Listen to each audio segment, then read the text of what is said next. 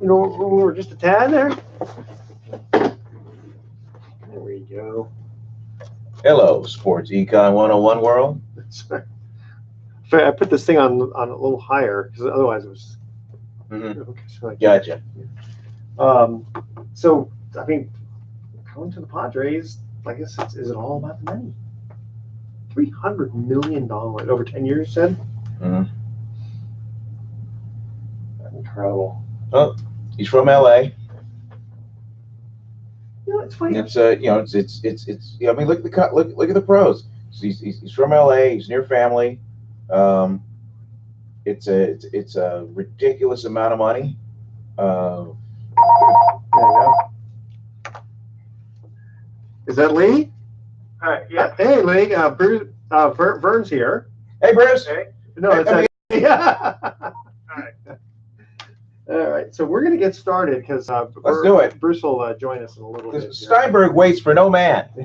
All right. Woman or child. That's it. All right, let's get this bad boy started. Check, mic check. Oh, there I am. See, I know. Okay. Works well.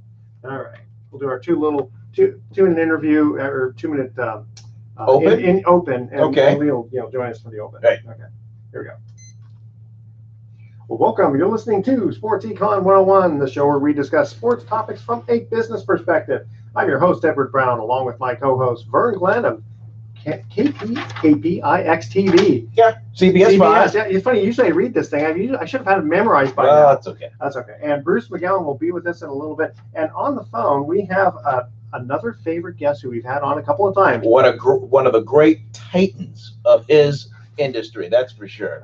That's Leigh Steinberg. Leigh, you're on the phone, aren't you? I am here. Okay, good. It's funny. We just have a couple of quick minutes before we're gonna cut to a break. This is just one of our little interludes. We're gonna be asking sports trivia questions at the end of each commercial break. And one of the things that Leigh, we're gonna ask you about, this new Manny Machado deal, and also, I was gonna ask you, like, what would you do with a guy like Kyler Murray, a two-way star? I mean, only Bo Jackson and Deion Sanders are the only ones I can think of who were. Yeah, but different positions. True, but still, I mean, what do you do as an agent with guys like that? So, Kyler Murray has said that his great love is football. And if you look at the economics, a top first-round type franchise quarterback, if he can establish himself as that, starts out with a huge signing bonus and play almost instantly. And so you compare that to signing in baseball where you get a bonus, then go down into the minor league, and some number of years pass, and come up to the major leagues. In the first 3 years, you could be paid the minimum. The economics, if he can prove himself as a starting quarterback, are much better for him in football. Okay. And he seems to love football. Now, he's slightly undersized. Yeah. He's not a 6'4", 230-pound quarterback, but he's amazingly prolific, and he has the run capacity that you see with a Lamar Jackson or very few other players, where he runs like a running back. So I think he's fully committed to football. Okay. Hey, Leigh, let me interrupt you for a second because the people are telling me we have to go to a quick break. When we come back, we're going to continue on with Leigh Steinberg. Stay with us. You're listening to Sports Econ 101. Yeah, Bruce just joined us now. Bruce, say hi to Leigh. Hey, Leigh, how you doing? Oops, sorry about that. You know what? These things are very. I don't know why they're so. Okay. Okay. They're sensitive. Where are you anyway, Leigh? I'm in Newport Beach. Oh, nice. Beautiful. Not a bad place to be. Yeah, It finally stopped raining, though. It's been raining for yeah. Tell us about it, man. We got 2 sunny days in a row finally here. It's been right. Yeah, we've just got bombarded up here. It's been crazy. And some meteorologists will go on television and say, yes, it's been raining for 40 days and 40 nights. No appreciable effect on the drought. None. Right. Yeah. Well, California's got a crazy environment. What can I tell you? Okay, save this guy here. I mean, I know I've got new mics, but I didn't realize they're that sensitive. Mm-hmm. Okay. Hey, Leigh, do you happen to know Mike Shapiro, who worked with the Giants for a long time in the front office? I don't. I mean, I'm close with Larry Bear. Incidentally, did Manny Machado sign? I haven't heard anything yet. The report I got Leigh, is that he has agreed. I don't know if he's actually signed the paper. I believe he's agreed 10 years, 300 million. With the Dodgers? The Yankees. Padres. With the Padres. Padres. Yeah. Exactly. You know, I was curious. I I work at KCBS now, and we had a rumor coming out of both Washington and Philadelphia that Bryce Harper had agreed to a contract with the Phillies.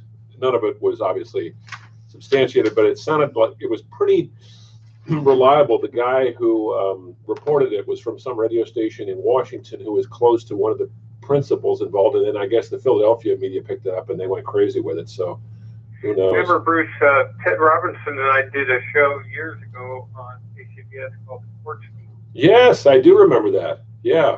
I had Friday night. Yeah. That was a good show. Lots of commercials, and I had to put in I had to read Joe Perchione's vegetable. Oh yeah. You remember that. Okay, I you guys ready? forgot about that. Yeah. Okay, yeah, let's get right back. All right. Here we go.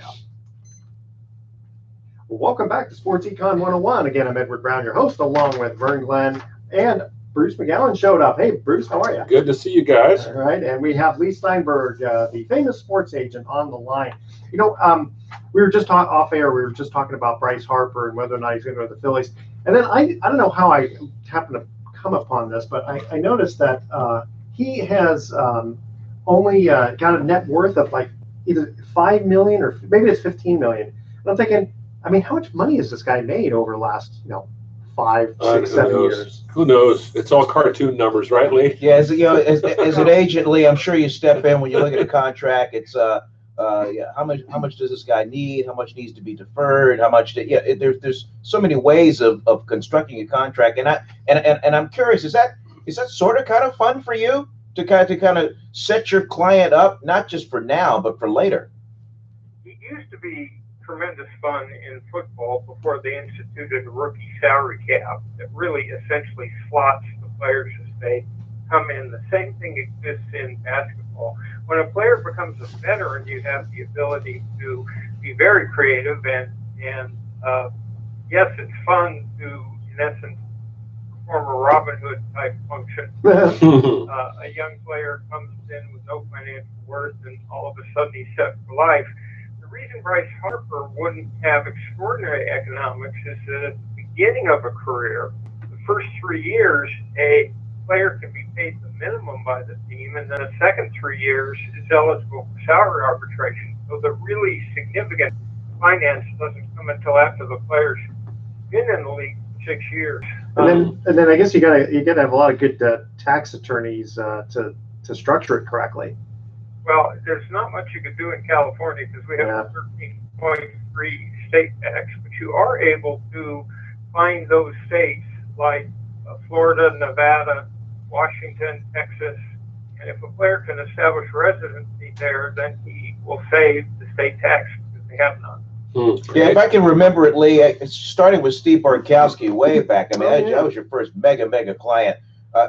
You seem to always be good at setting up a foundation for your client, and I just think the smartness that is that you start a foundation, that money raised, isn't it a write-off when it comes tax time? Less than it used to be, but the concept basically is that if an athlete will retrace his or her roots and go back to the high school community that helped shape them, and set up a scholarship fund or work with the Boys and Girls Club, and then go on to the college level, where the alums have to all primarily relate to the school through the football or basketball programs, and endow a scholarship, stay close with that community, and then go to the pro city and find the leading business figures, political and community leaders, put them on an advisory board, and set up a charitable foundation. You can really tackle any issue, whether it's at-risk kids, whether it's bullying, domestic violence. Athletes have the ability to permeate the perceptual screen the young people put up against authority figures and deliver a message. So I had the heavyweight boxer Lennox Lewis cut public service announcement that said, "Real men don't hit women."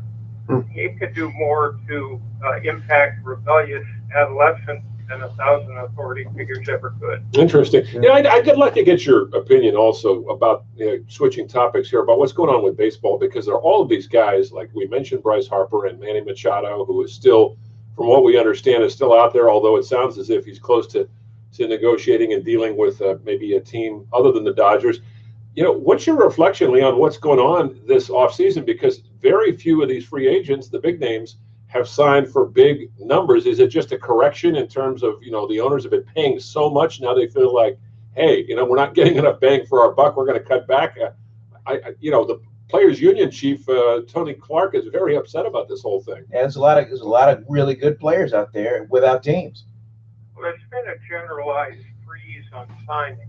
So does that come from collusion? Does that come because there was just an instantaneous recognition that they were making bad deals? That will follow. But the real fight in these free agent deals is over the number of guaranteed years. Now, a baseball contract is guaranteed for skill, meaning that you sign a player to a 10-year contract and he becomes, he fades and is not productive anymore. You still have to, as the team, pay each remaining year. And then injury, meaning that even if the player tripped over a rake in year 2 of a 10-year contract and no longer could play, he still would get every remaining salary. And so they take a look at someone like Albert Pujols, the Angels, who signed a 10-year contract. I think he's like in year 6, and he's not the same Albert Pujols anymore. Yeah. So the question is, can you project into the next 10 years when you may be signing a package that will be essentially dead money on your payroll some years down the line? Now, you've got 2 players who are like 26, 27.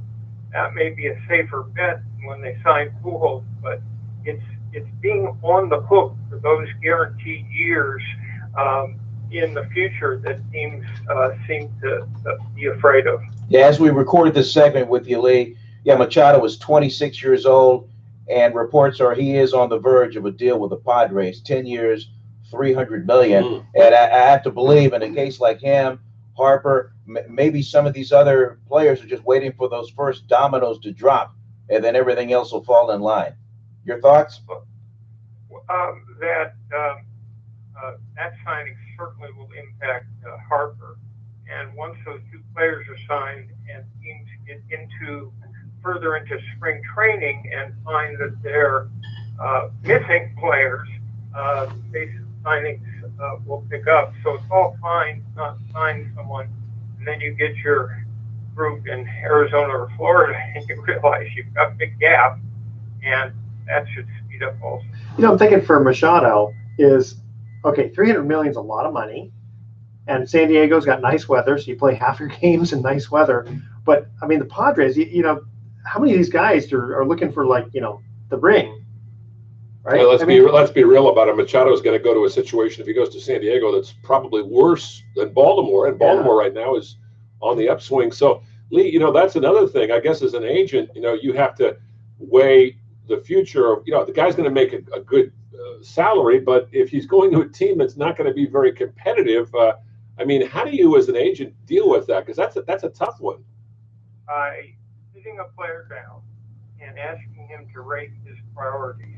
How important is short-term economic gain, long-term economic security, being with a winning team, the quality of coaching, the geographical location?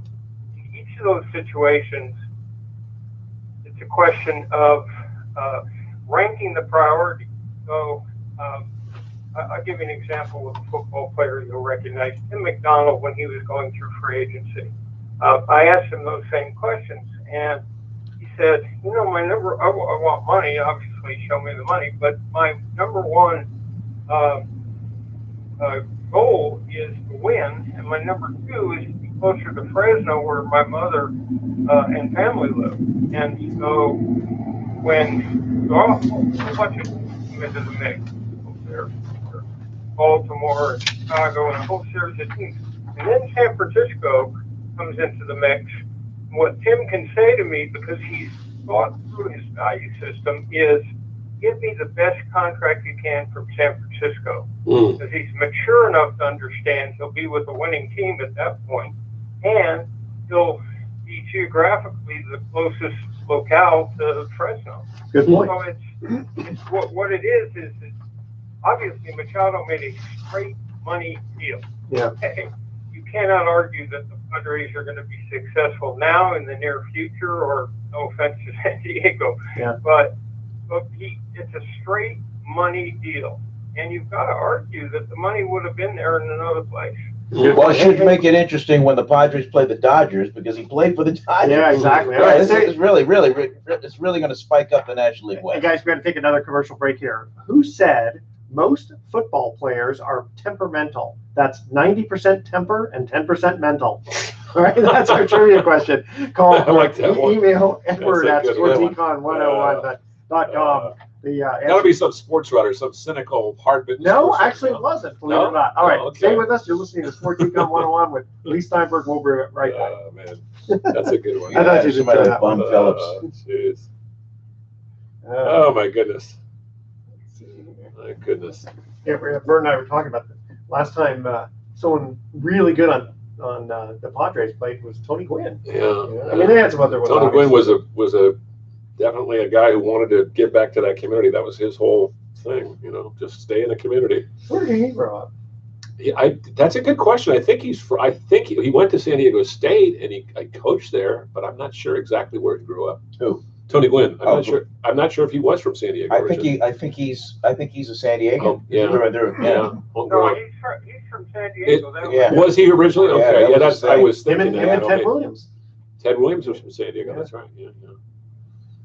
Ted Williams is an interesting story. I guess he was raised by a mom.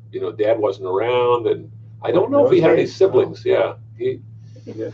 kind of a hard-bitten guy, but boy, all right, Okay. into the roll here. Yeah, Leigh- but 406. Yeah, That's it. that's right. 406. And he went 6 for 7 the last doubleheader. Yeah, he could have opted out Yep. and finished over 400. He goes, nope, I'm going to play the last 2 games. That's one thing about George Brett that everyone kind of remembers, which is kind of sad. Okay. All right, here we go. Welcome back to Sports Econ 101. Edward Brown here, along with Bruce McGowan and Vern Glenn, and our special guest, Leigh Steinberg.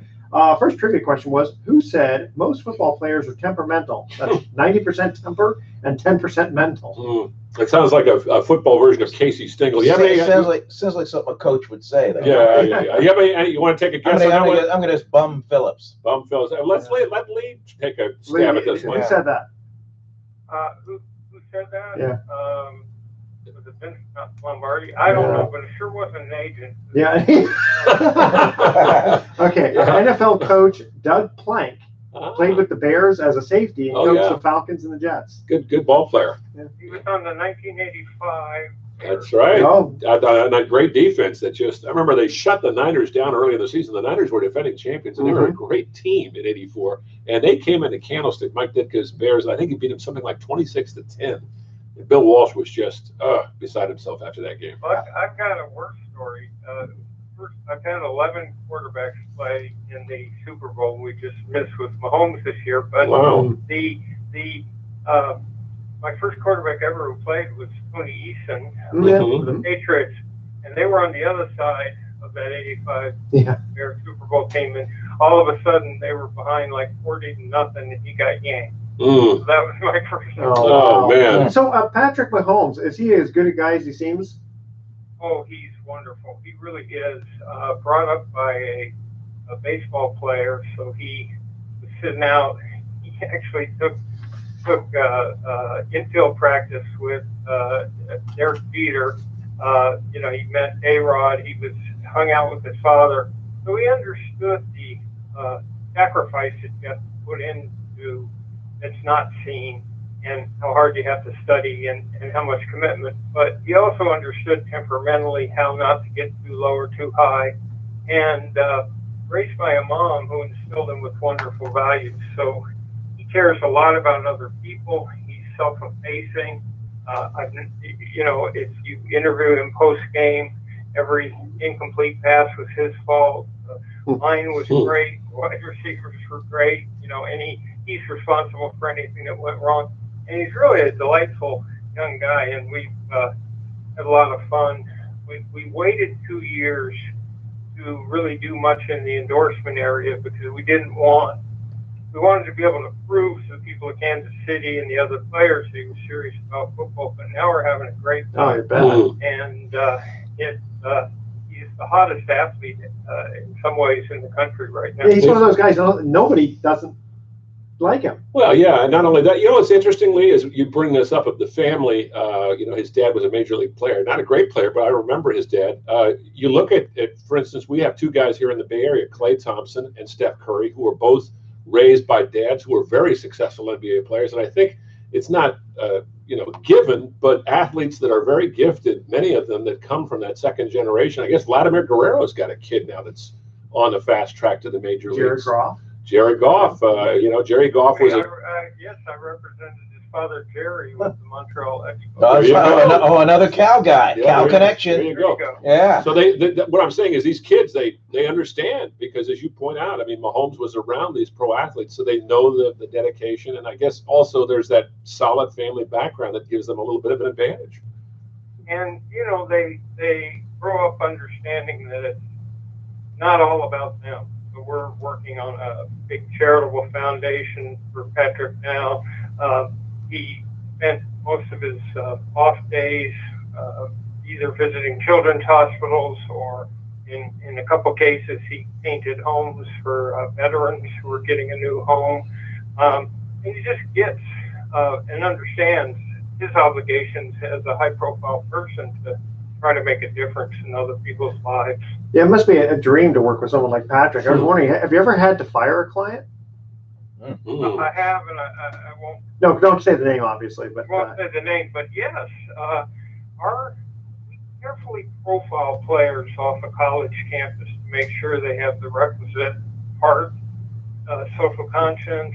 They care about other people, and also that they have the right work habits. And they understand that pro sports is an entertainment that rests on the fact that you have to have fans come, buy tickets, watch on television, buy memorabilia, and if you don't want to graciously sign autographs or be open with the press and give full performance, then go play on a sandlot. Yeah, has it worked the other way, Leigh? Somebody where you just like, man, I don't know. You just missed on him, and then I don't know, somebody like Condon or Boris picked him up, and then boom.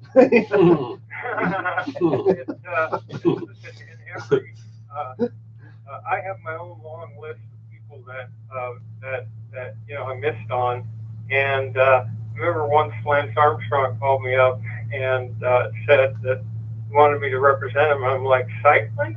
I mean, who follows cycling? That was one of my great decisions. It's like in the 70s, the guy in the boardroom, bottled water. Yeah, exactly. Who's going to buy bottled coffee? Who's going to pay $5 for coffee? Hey, I got to ask you, what happened? Really? But I will tell you, I've had 2 first-round draft picks in football. Sweet. And Yeah, there you go, scoreboard. Yep. And 17, and then 8 of them have been the first pick in the first round. Well, Leigh, I wanted you to. I'm sorry, Bruce. Well, I was going to just ask him about Steve Bartkowski, your very first client. I remember when I was in college, I got out of the University of Denver, my freshman, I guess my first year out of college. He was finishing up at Cal, and I remember it was a big deal, him signing this contract with you, and he was a top draft pick, played with Atlanta. They didn't go to the Super Bowl, but he had a very good career. I'm curious, Steve Bartkowski's got to be about 66, 67 maybe. What's he up to these days? So he's living in Montana. We give out humanitarian awards at our Super Bowl party in Atlanta with about 5,000 of my closest friends. And we gave them to like the coach of the Bears, Matt Nagy, and the GM of Seattle, John Schneider. But we gave one to Steve, and I did get to see him.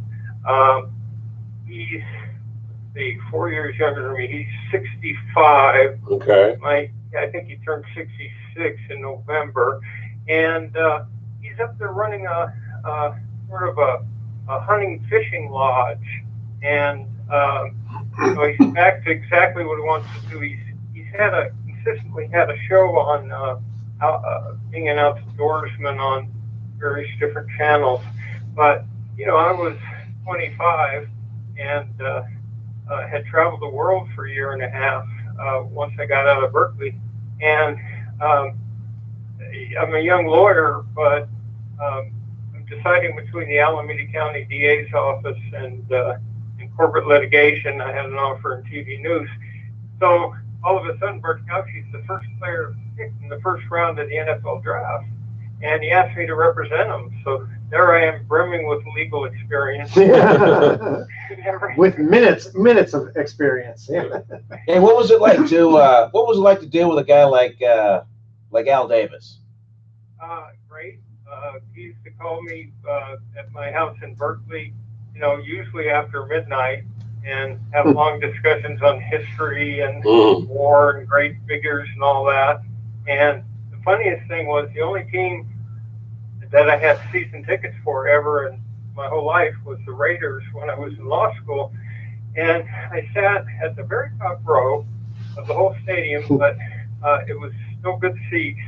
And there was a little red-haired kid who sat next to me who was sort of making his way through life, and his name was Mark, and that was Mark Davis. So we've known each other for 45 years. The thing about the Bartkowski is, so a guy I went to high school with who became a friend, Stacy Bailey. He was the guy who tapped the ball to Billy White Shoes Johnson from a Hail Mary from Steve Bartkowski back in '80. Beat the 49ers, right? Beat the 49ers, yeah. That's the one thing I remember. Yeah, I tried to get Leigh to represent me for pitching because I figured I could throw in the high 60s, but he wouldn't take me on as a client. I don't get it. When I first started at Econ, like forever ago, Leigh, heavyweight now, heavyweight then, mega heavyweight then, and he had a whole bunch of on-air talent in his clientele. Well, and success breeds success. Yeah, well, right? Yeah, I guess. We did. We represented Dave McElhatton and Wendy Buda and Saunders and Wayne Walker and Emerald DA, and we represented Dennis Richmond, Elaine Corral, and just a flotilla. So that was a whole lot of fun. And then free agency hidden sports. Yeah, that's for sure. Hey, I have to say also that those parties that Leigh mentioned at the Super Bowl, I've been to a couple of those. Those are fun. Oh yeah, I went to the 50th in San Francisco. Yeah, those are actually more fun than the ones the NFL puts on. I say that sincerely. They really are. And that's the whole goal. That's smart. The very first one was in 1985, and it was in my house in Berkeley, and it was an antidote to the noisy, boozy, crazy parties. But anyway, there were a bunch of sports writers there. So I woke up the next day in my house, and some of these writers are still on the couch. All right. Hey, Leigh, if you can stay with us for one more segment, that would be great. This is good stuff, guys. Okay, we're going to cut to our second trivia question here. Why are there white stripes at either end of a football?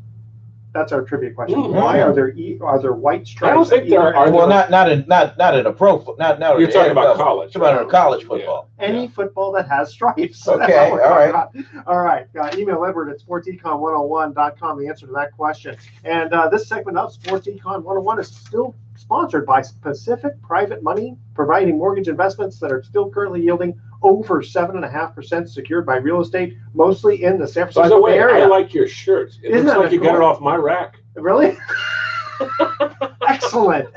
My wife said I look good. Yeah. All right. It doesn't get any more conservative than that. Check them out at PacificPrivateMoney.com. If you want a good conservative investment, that's what you do. You check them out.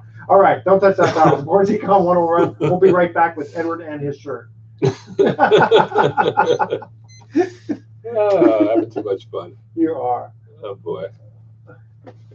I got my daughter downstairs and 2 dogs, Leigh. I got to take them for a walk. Oh, she's not up here? No, she refused to come upstairs. Why? She's like 13, almost 14, and she goes, I don't want to go for a walk. I don't want to take the dogs on a walk. I said, we're going for a walk, whether you like it or not. Yeah, there you go. We're going to put the dogs on the air.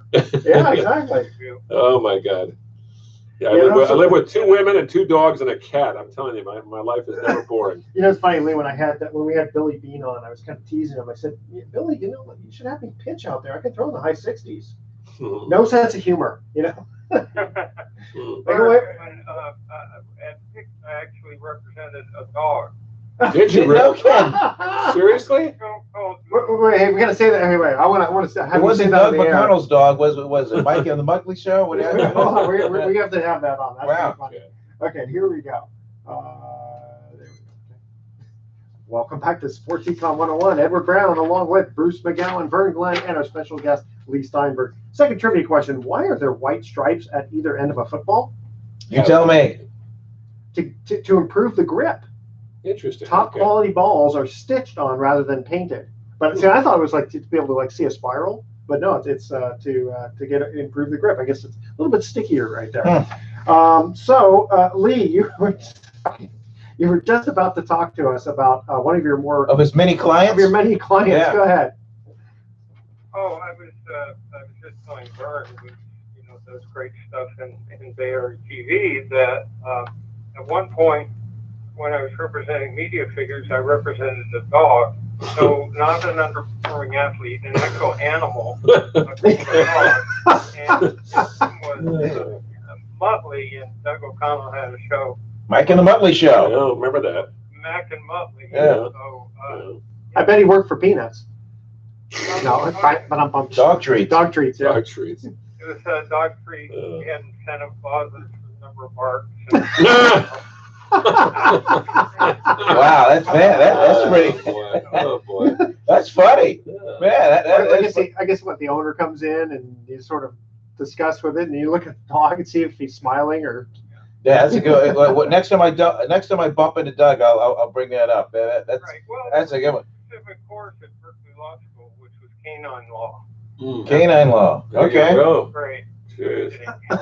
Hey, let me say. I'll say this: we got 4 people sharing a microphone. Only one of us has been profiled by 60 Minutes, and that is Leigh Steinberg. That's right. Yep. There you go. All right. Not bad. Leigh, it's so good to talk to you, man. We really appreciate you being on today. This is great. Great stuff. My pleasure. Thanks a lot, Leigh. Okay. Okay. Bye-bye.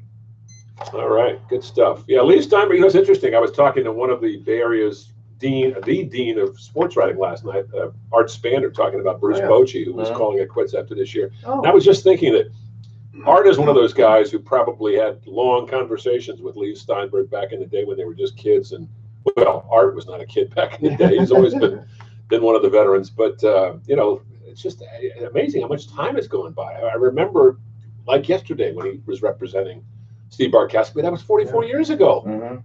Jeez. Wow. Oh man. Well, that is long. That is a long. Based on him, it's just Jerry Maguire. Yeah, with Tom Cruise. Yeah.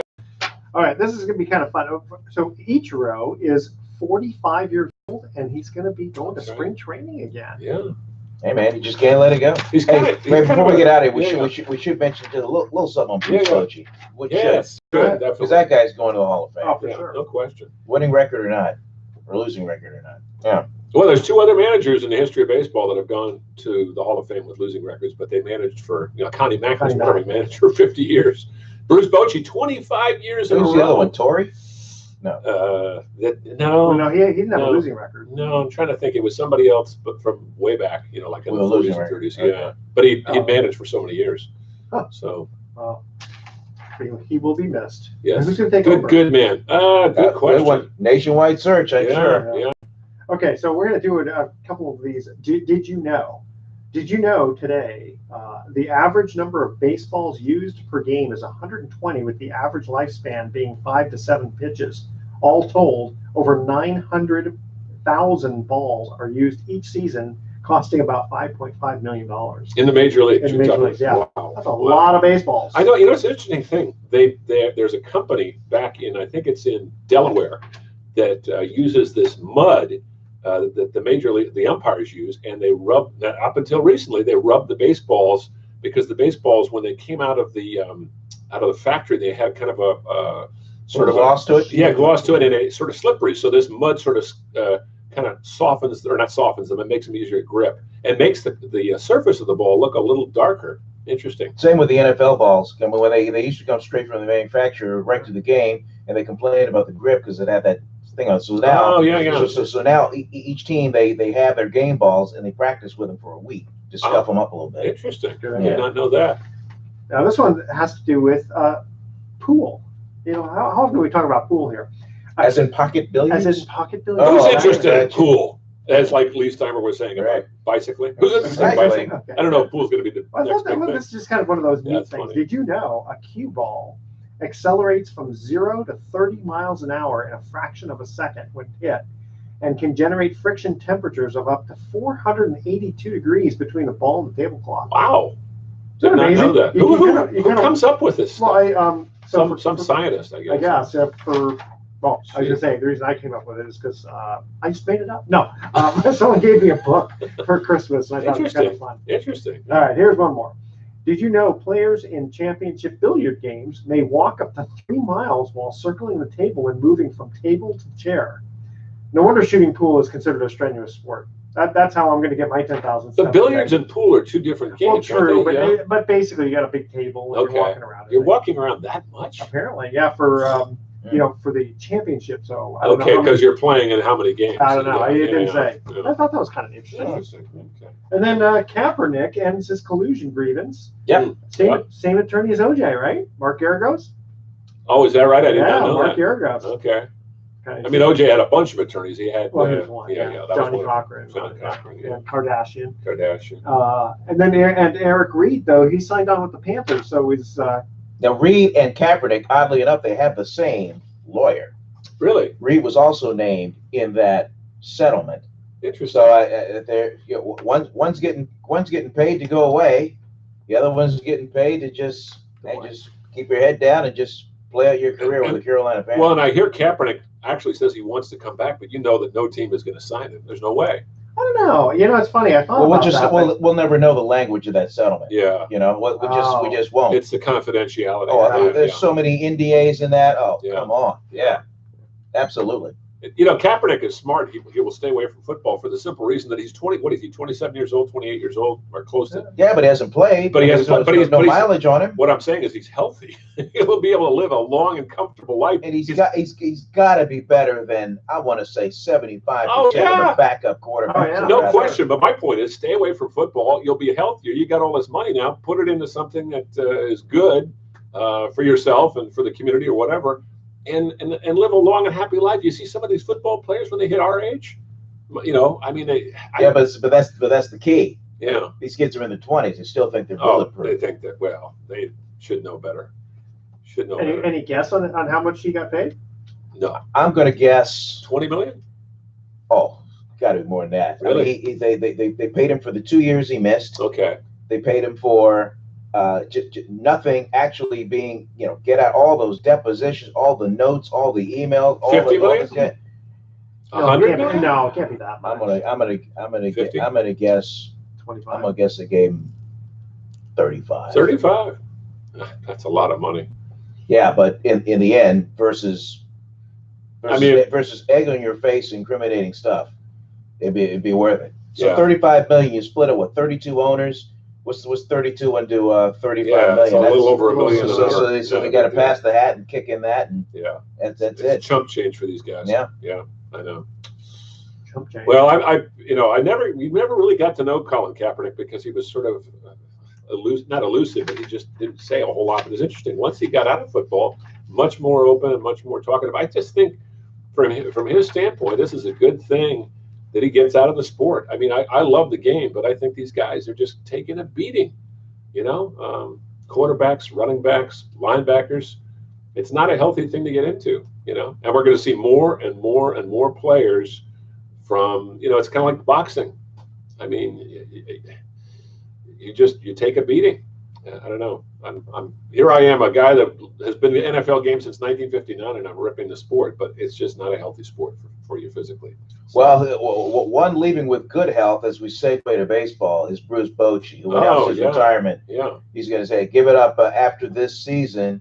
And Bochy, overall losing record, but we always remember what you've done lately and what he did with the Giants, and his tenure there has been really, really remarkable. Yeah. Since coming over from the Padres. He had some health issues too, didn't he? He did, yeah, Oh, yeah. he did. Yeah, Heart problems, knee replacement coming up, a hip replacement recently. Yeah, no question. Still, I believe, with the largest recorded hat size in the history. They always talk about his big in the head. history of the San Francisco Giants. Well, he was a catcher. Catchers just, you look at Buster Posey. I mean, he's 30 years old now, or 31, and he just is coming off some surgery. I mean, these guys that get down on the squat every day, even if you're a backup. Bruce Bochy played for, I think, 9 years in the major leagues. He played in about 800 games. He was a backup with the Houston Astros. He got run over by Pete Rose in a playoff game. He got to play in the '84 World Series. He only had one at bat, I think. But, these guys take a beating. What was his record with the Giants? Because that's what everyone remembers him. I'd have to look that up. I'd have to look that up. That was not a losing record. No, it wasn't. But he had some great teams. He did have some bad teams too. 07 and 08 were bad teams, and the last 2 years were bad teams. And he coached for he managed the Padres, didn't he? He did for 12 years. He did. Yeah. That'll give you mostly. And they got him into the World Series in 1998. Right. And the playoffs in 06 and 07. That's when they got swept by the Yankees, right? No, they got beaten by the Detroit Tigers. I'm sorry, you're right. They got beaten by the Yankees. I'm thinking of '84. They got beaten by the Yankees. Kirk Gibson. The Tigers. It wasn't pretty to watch. No, that was a great Yankees team. Well, who knows what the future will hold? I mean, because I believe there's going to be a segue to the younger, cheaper manager overall in the major leagues. Well, you know what's interesting, Vern, about these managers too is so many of them are really well educated now, and they are also kinder and gentler. They're not the kind of guys who are going to overturn the food table. None of that. I mean, Bochy. One thing about Bochy I always respected and liked was that he never ripped a player publicly, or if he did it privately, he did it one-on-one in his office. Yeah. And I think Bob Melvin, the A's manager, is that way. I think a lot of these managers are that way. They have to be. It's a different age we live in today. Yeah. It's not like the old days where they, spare the rod and spoil the child. I mean, it's just a different world we live in. So, moving on a little bit. You know what? I gotta say, I did not watch the NBA All-Star Game. No, nor did I. Yeah, I did. Yeah, I don't watch any of for these professional reasons. Yeah, well, you had to. Yeah, that's right. What was it? 176 to 178 to 164, something like that. Yeah, it's like the NHL is the same way. The games are like 10 to 342 points total scored in that game. Yeah, it's all for fun. It is what it is. It's an exhibition. There's no defense. Although I will say, when LeBron's team was down in the last 5-6 minutes of the game, they were playing straight up. I mean, they were really going at it. Yeah. When did they go to this format where they have teams chosen instead of West versus East? It's the second year they've done it. The second year they've done it. Okay. Yeah, it's kind of neat. Yeah. And there was one sequence that you missed where Klay Thompson was guarding Steph Curry. That must have been fun to watch. And I don't know what. I mean, think of how many times in practice they would maybe go at it or maybe not, since they were running on the same offense running the team. But there was a sequence where Steph was beyond the arc, went up for the shot, and Klay fouled him, and the shot went in. Of course. That was warrior on warrior crime. I read a quote from Klay Thompson. He said, I've seen him do this enough times to other guys. Now I know how it feels. Yeah, exactly. Yeah. Should have known better, but he fouled him. Boom, the shot went in. Oh, man. I bet Steph he must have had a laugh on that one. Oh, yeah. I tell you, we're so spoiled. Getting to watch and cover this Warriors team has been such a joy. And these last 5 years, I mean, it's just, you get spoiled and you really enjoy not only watching these great athletes, but just talking to them. They're nice people. I mean, the Warriors have, and I'm saying this obviously as somebody who covers the team and grew up a fan of this team, but this is a good group of guys. I mean, Steve Kerr, Steph Curry, even DeMarcus Cousins. You get to know DeMarcus Cousins a little bit. He is a little sensitive, but I went up and introduced myself to him the other night. Couldn't have been a nicer fellow. Well, I hope the listeners out there, and the viewers out there, hope they really kind of get a good look at these guys, because this could be the last big run. I agree for the Warriors before they they move on. I mean, I'll enjoy this year. Yeah. But I'm really curious about what kind of team is going to be assembled. Well, and they're going to be playing in San Francisco next year in this gaudy new Chase Center. Yeah, it's going to be interesting. I really appreciated DeMarcus Cousins once he came over, because you'd watch him play with other teams, and it was like, wait, don't lay a chip on his shoulder. Well, you see, he played for some horrible teams. He had 7 coaches in 6 years in Sacramento. Can you imagine that? Playing for 7 different coaches in 6 years. I mean, 7 different systems. And how many players came and went? They ran through players like potato chips up there. Alex Smith will tell you about playing in 7 different systems. Oh, the quarterback of the Yeah. yeah. What's happening to him, by the way? He got a serious injury and was in really bad shape. Well, for a man, while. that broken leg, the Theismann injury, Yeah. broken Yeah. leg in 2 places. He may never play again. Yeah. Whew.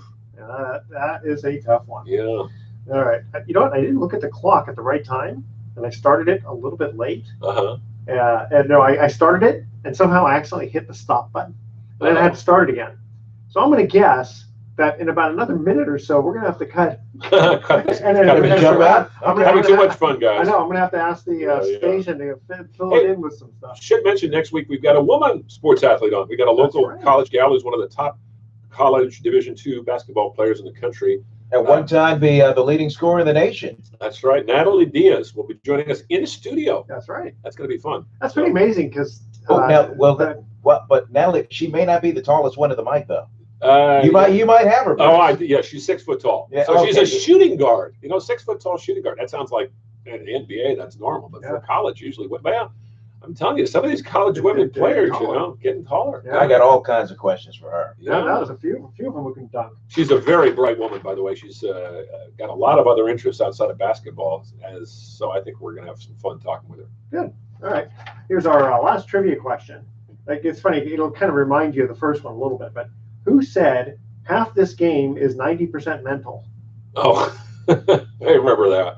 That's a good one. All right. Yeah. Email Edward at sportsecon101.com the answer to this question. Who said half this game is 90% mental? All right. Stay with us. You're listening to Sports Econ 101. We're going to be back with some closing comments. I hope I did this right. And this has been such a traumatic year for the Giants. You think about it. McCovey, Peter McGowan, former Giant manager Frank Robinson, and Hank Greenwald all died. And Bobby Evans got fired. Bobby Evans got Yeah. fired, and then Bruce Bochy's moving on. I haven't heard from Bobby. Has he? He's out there looking. No, don't worry about Bobby. He's Okay, doing fine. he'll- He's I'm going sure to he'll be fine. plan well. Yeah. He texted me not too long ago. Yeah. On the night I was live from the Brady House, the AFC Championship game, he texted me because I guess his kids love the page. I think he lives kind of near. He's the from Brady New House. England, isn't he? He's from New No, England. he's from North Carolina. Oh, That's really? right, that's right, I that's thought right. he spent a good deal of time up in New England, didn't he? He did. He may have, but Yeah. he's from North Carolina. Yeah, okay. He ended up going to UNC. Grew up in Oh. one of I did one not of know. those That's right. one of those little postage stamp towns that there's Huh. like 200 of them in the state Wow. of Carolina. Wow. So not too far from your neck of the woods. Not too far. No, Yeah, not yeah. too terribly far. Yeah, yeah. Hey, we should get Mike Shapiro on. Mike is working in the front office of the Orioles now. Oh, yeah. And Oh, that'd be great. Yeah, Yeah. yeah, Get his perspective on. yeah, Sure. I will text him Yeah, today please. and see if we can line him out. He'd be happy to do it. He says, if we ever come to Baltimore, he says, I'll set you up. Don't worry. Of course, that's your neck of the woods, right? Yeah, So if you ever go I'll- back- Oh, look at yeah, that. for sure. yeah, yeah. I haven't been to Camden. I've never been to Baltimore, so Really? Really? never been to. That's the one. Shocker. Wow. Baltimore and Wow. Pittsburgh are the two major cities I You got to have go not to the visited. Babe Ruth Museum. Oh, I know. Oh, man. Yeah. I've always wanted to go to Camden Yards. Yeah, we could have him on the following. Okay, so next week is Monday, Right. 25th. Okay. We're doing it. But then the next week would be the 5th on a Tuesday. We Okay. could have him on. I'll text him. And the 5th would be March, right? 5th of March, yeah. 5th March. That's my dad. When I was working in Baltimore, Memorial Stadium was still in full swing. So I left at the end of '89, and then they were just deciding on the site to build. When did Yards. Camden open? 93? 92? Something like that. Yeah, it was the first of all the new retro parks, wasn't it? Pretty much. I think it was. Yeah, beautiful. I mean, I've never been there, but just on TV, it looks great. Yeah, it's good. It is right next door to where the Ravens Stadium. Yeah. But when I was working in Baltimore, that whole side of the Inner Harbor, nothing there. Is Just that a right? bad I land. Okay, like- I actually, now that I think about it, I did visit Baltimore when we went to go visit friends in like 1991 or something like that. And that down in that Baltimore area, it was like nothing going on, Yeah. and it was kind of like the Skid Row type. On the that water. side of the Inner Harbor, there was Yeah. on one side was where the Galleria shopping center and a little restaurants that were built just right on the water. But on that whole side where the stadiums are, there was nothing there. Mm. Yeah. Kind of like It's a matter of time. Pac Bell Park. got this Yeah. thing where the A's want to put Howard Terminal or the new ballpark at Howard Terminal. It sounds like the toxic sludge that's been under there for like the last 70, 80 years. It's capped by 3 or 4 feet of concrete. They're going to have to take that whole thing out. That's going to cost a ton of money to detoxify that area, because I guess they had so many industrial businesses there from the turn of the century on. They just kept pouring stuff in there. Yeah, a lot. I guess they were drilling into it, and some fumes came up, and 2 guys, this was a couple of years ago, had to go to the hospital. That's how bad it is. Damn. Wow. Yeah. Jeez. All right, let's close this bad boy off. Okay. Here you go. Now look at you. Welcome back to Sports Econ 101. Last time for today, I'm Edward Brown, your host, along with Bruce McGowan and Vern Glenn. Who said half this game is 90% mental? That had to be the late great Yogi Berra. No. No. Remember he said. Casey Stengel. No. Former manager Danny Ozark. Danny He said Ozark. Yeah. Remember the one that Yogi said was like 90% this, and the other half is. Oh, okay. Is You tricked me there. Yeah, Danny trick you Ozark. there. Good question. Great coach with the Dodgers, great manager with the Phillies, and an interim manager with the Giants after they fired Jimmy Davenport and before they hired Roger Craig for about 2 months. Got to know him Late a little 70s bit. or 1985. Is that when we got? I thought Yeah, it was- 1985 with the That's Giants. about right, yeah. Yeah. For some reason Yeah, I thought because Roger Craig came was in, because Roger was the skipper when I started at Cron, Yeah. and then we got Dusty, and Oh, you know something? I'm wrong. It was after Frank Robinson was fired, and then Jimmy was hired, so it would be in '84, because '85 Roger came along late in the season in '85 and replaced Gotcha. Jimmy Davenport. So I'm wrong. Okay, guys, you ready for our thoughts for the day? Yes. U.S. newspaper columnist George Will said, "Baseball, it is said, is only a game." True, and the Grand Canyon is only a hole in Arizona. Not all game holes or games are created equal. Now that's a true baseball fan. Oh, George Okay. Well is a huge baseball fan. Yeah. Okay, and Yeah. Tommy Lasorda said there are 3 types of baseball players: those who make it happen, those who watch it happen, and those who wonder what happened.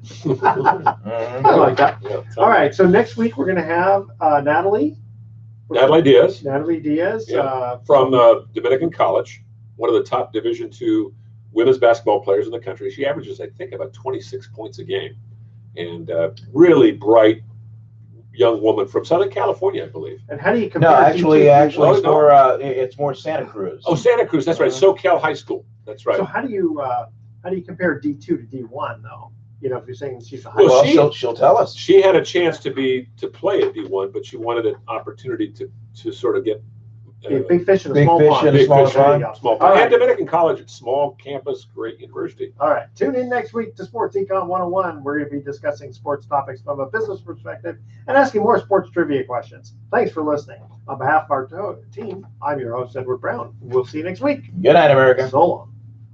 All right, guys. All right. I got to run because my That was daughter's fun. going to be pissed. Oh, yeah. So I'll see you guys next Okay. week. Next Monday. Next Monday. Next Monday. Got getting up. I'm truly feeling my age now. Don't do it. Don't feel it. I'll try not to. Ooh. She's complaining. She goes, you never asked me what I want to do. I got to go for a walk and with your friends, because I'm going with my buddies here and the dogs. She goes, I don't want to do that. Oh, because she's off from school this week, right? That's Yeah. right. Yeah. There you Yeah. go. Yeah. They're all off. That's it. All right, guys. All right. Bye-bye. Next Monday, just text me. I'm going to text Mike Shapiro. Yeah. I'll do that right now. Yeah, that'd be a good get. Yeah. Adios, muchacho.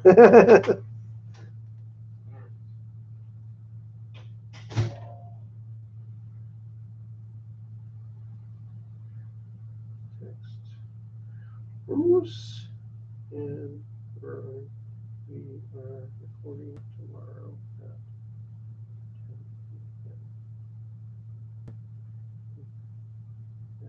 p.m. Bruce Diaz.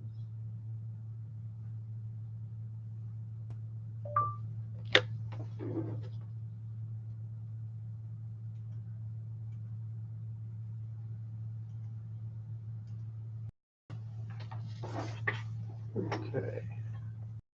We're going to cut out of here in just a momento. So we can put this back.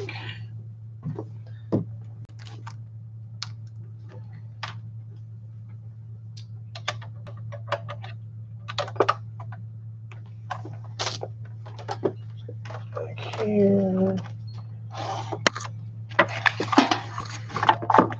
Hey, hey, you. I just remembered, Edward, I gave you a copy of Michael's 1099 weeks ago because I mailed them out to Aram and Coyle as well. My brother? Well, I didn't mail his Oh. out. I gave it to you, his, but I'll make another copy. Oh, wait a minute. You know what? I brought it to him when I went to the thought so. Super Bowl. Good. I was thinking I'm crazy because I gave it to you.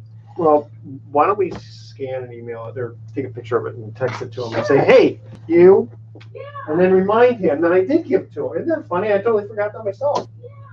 Yeah. So, anyway. All right. And I'm going to have to take off here pretty soon, like in the next couple of minutes.